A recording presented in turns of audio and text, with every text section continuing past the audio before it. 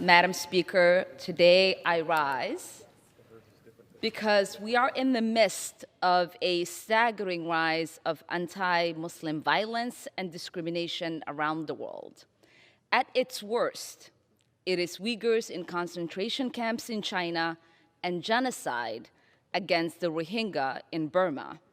But those atrocities are part of a deeper fabric of violence against Muslims and impunity for violence against Muslims at a global level.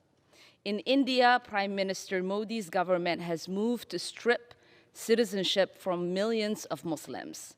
In Sri Lanka, anti-Muslim laws and violence have imposed terror on the community.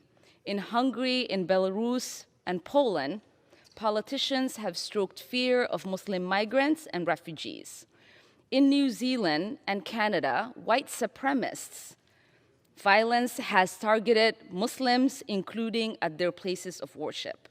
And of course, we in the United States are not immune to this hatred. It is no secret that the previous president of the United States explicitly vowed, and I quote, a complete and total shutdown of Muslims entering the United States. But Trump was simply taking advantage of a deeper culture of Islamophobia that has existed for the past 2 decades, from the Patriot Act to the CVE program to Abu Ghraib. None of these things are happening in isolation. We must understand that these problems are interlinked. In fact, earlier this year, the United Nations commissioned a report and concluded that Islamophobia has reached, I quote, epidemic proportion, and urged nations around the world to take all necessary measures to combat it.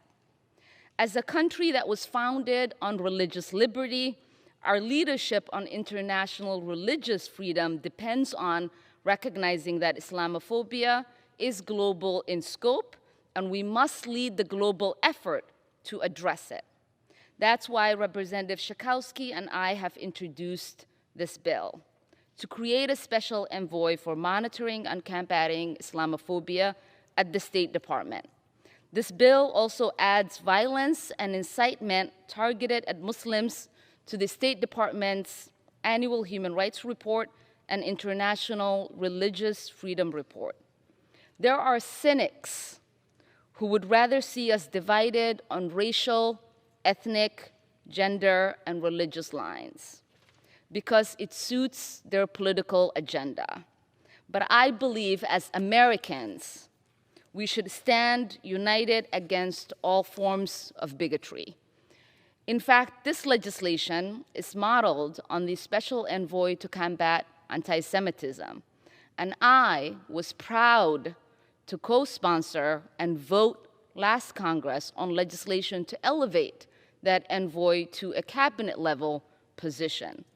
Because it is important, Madam Speaker, that we live in a world where everyone is free of persecution based on their religious background and beliefs. And until everyone is free to practice their religion, no one is. So I want to thank the co-lead of this bill, a partner in justice, Representative Jan Schakowsky, along with Chairman Meeks, Speaker Pelosi, and the leadership team for their commitment to this legislation.